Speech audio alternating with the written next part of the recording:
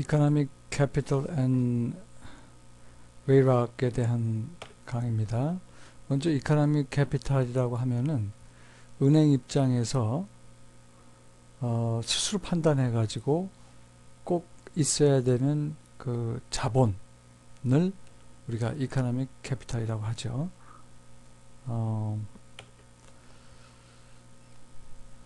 이 loss distribution 가지고 표현을 하자면 이 expected loss는 우리가 저기 프라이싱이 되니까 그 unexpected part를 이렇게 var 계산하듯이 x% 신뢰 수준을 정하고 신뢰 수준을 정한 범위 내에서 최악의 손실을 계산한 다음에 추가로 더 준비해야 되는 캐피탈이 이코노믹 캐피탈인데, 은행 전체의 위험을 고려해서 그 로스 디스트리뷰션을 그린 다음에 그 전체 캐피탈을 의미합니다.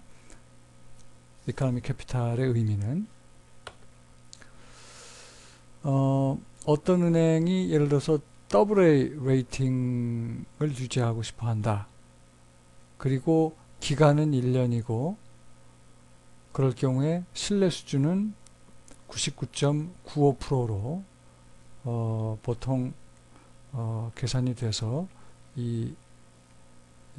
worst case loss 값이 계산이 되고 거기에 따른 이코노믹 캐피탈을 계산하게 되죠. 그게 99.95%가 어디서 나온 거냐? 그 신용평가기관으로부터 1년 동안의 부도날 확률이 0.05라고 봤기 때문에, 따라서 AA 등급을 유지하기 위해서는 한 99.95 신뢰 수준을 하는 것이 바람직하다 라고 놓고 보통 이코노믹 캐피탈을 계산하게 되는 겁니다. 이코노믹 캐피탈은 이제 토털 리스크랑 관련되는 캐피탈이고, 이 토털 리스크를 이 바젤 2의 그 규제 환경에서 분류를 해보면 일단 크게 non business risk와 비즈니스 리스크로 나눌 수가 있고요. non business risk에서는 크레딧 리스크, 마켓 리스크, 오퍼레이셔널 리스크가 여기에 다 속하는 겁니다.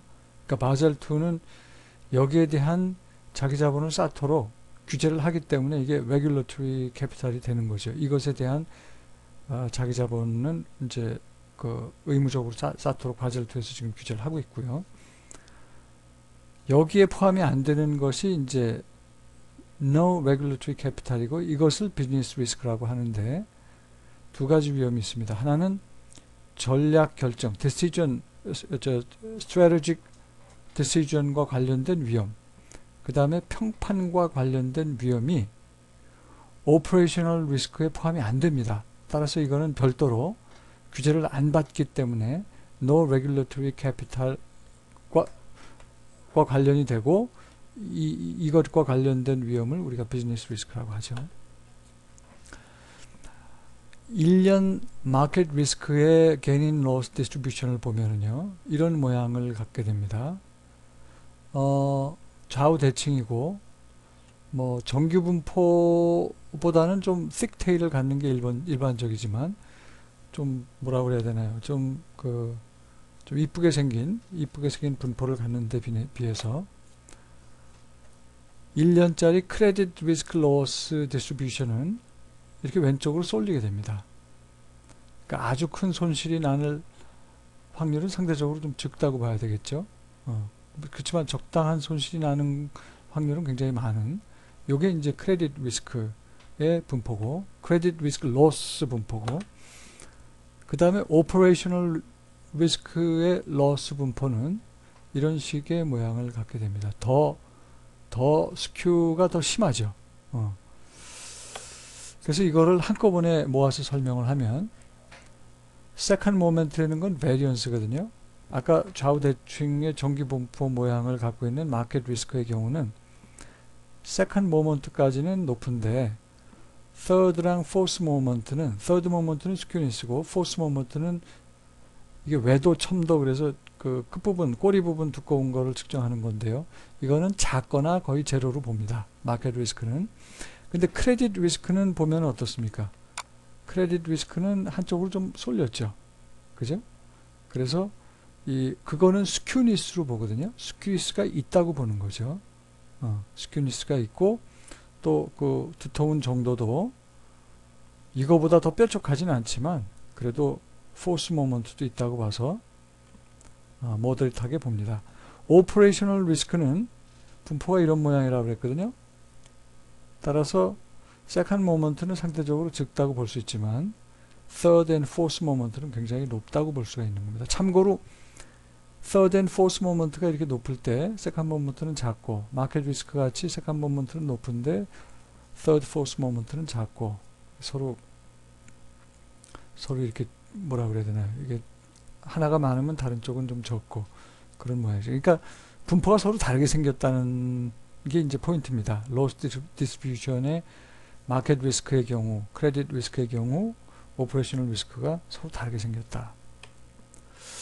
그 위험의 그 중요성도 이 상업은행 같은 경우는 뭐 주로 대출 많이 해주니까 크레딧 리스크가 제일 이제 중요한 위험이 될 거고, 금융기관 중에 투자은행이나 뭐 트레이딩을 주로 하는 그런 경우는